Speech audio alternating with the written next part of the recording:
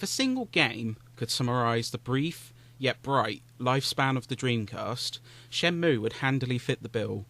An ambitious, over-budgeted attempt to create a magnum opus from Yu Suzuki, it both defined and harmed the Dreamcast, a place for experimentation that would ultimately damage Sega's profits so badly they withdrew from the console market completely. Shenmue can be seen as divisive, creating both a loyal fanbase that defends its every move and a band of cynics who deem it a rustic world. But in the end, Shenmue is a hugely ambitious game that simply has never been replicated, and one experience, with patience, which can bore great rewards. Originally intended to be an epic saga spanning 4 games, Shenmue does admittedly feel like the beginnings of a story, but it hooks you in quickly, as we witness the murder of protagonist Ryo Hazuki's father. It's immediately evident that the story sequences are impressive, shot with the care and look of a Chinese revenge flick. Ryo vows to avenge his father's death, but must uncover tangled layers of criminal activity, biker gangs, and the whereabouts of Lan Di, Iwao's killer. Its simple yet effective premise, buoyed by a stellar production and writing. The English translation may be a bit inconsistent, but the heart of the tale remains intact. It's easy to forget just how influential Shenmue was when it launched in 2000. It was one of the first examples of a living, breathing world, as 80s Yokosuka is recreated with immense detail and routine. NPCs are not just there to progress the story, they all run on routines dependent on an in-game clock. Shops open and close dependent on time, buses stick to a strict timetable between Dobuita and the harbour, and a dynamic weather system combined with a day and night cycle changes the surroundings on a whim. It is so easy to lose yourself in this world, with shops, arcades, and dozens of NPCs to converse with, creating a living and breathing world, which isn't overwhelming either. Ryo himself can interact with a significant amount of the world too. While admittedly the controls can come off as a touch odd, it's necessary in order to allow for so much navigation. Ryo can view the whole world in a focused first-person perspective, allowing you to zoom in on specific objects and interact with them more often than not. You can investigate shelves, cupboards, and drawers, and while not everything can be inspected and interacted with, it's remarkable how much interactivity Shenmue offered compared to its contemporaries. Little details, like dialing a phone number by each digit, really lend itself to an immersive experience. It arguably comes closer to a life simulation, yet it feels so synchronized with the gameplay. But how does Shenmue play? It can be best described as an adventure game with elements of fighting games, some light driving, and a smattering of other mini-games. Ryo's investigation often sends him into trouble, forcing you to defend yourself with fighting reminiscent of Virtua Fighter. Ryo can punch, kick, dodge, and grab his opponents. As you progress, you can earn more moves learned via scrolls or taught by characters, allowing you to spice up your offense. It can be diminished by a tight camera, but fighting often gets the blood flowing, and taking on dozens of goons in quick succession is a riot.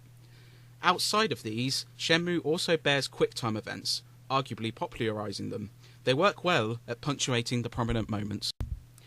Perhaps one of the biggest faults you can levy at Shenmue is its pacing. Shenmue runs on a daily clock, usually waking Ryo up at 9 AM and forcing you to return home before 11:30 PM due to a curfew. The game's timer runs on about 60 minutes of gameplay each day. Itself not a bad concept, and it lends itself to the real-world feel. Unfortunately, you can often find yourself stuck, waiting for a story segment to trigger, leaving you scrambling. For example, at a tattoo parlour, you will be told to meet an important character at 3 PM the next day, forcing a lot of downtime. Admittedly, this can drag Shenmue's pacing down to glacial, and for gung-ho players looking for martial arts action, this isn't it. The last disc, in particular, can slow things to a crawl, as you're forced to partake in multiple forklift races, moving crates, and killing time on lunch breaks. But there's so much to uncover throughout Yokosuka that you'll kill time easily. There are shops galore, often allowing you to buy key items for quests. Side quests pop up too, allowing you to aid citizens in tasks such as raising a cat. Ryo can also train with his brother at home to cement his moves. The U Arcade allows you to play full versions of Hang On and Space Harrier, lovingly emulated, as well as other minigames such as darts.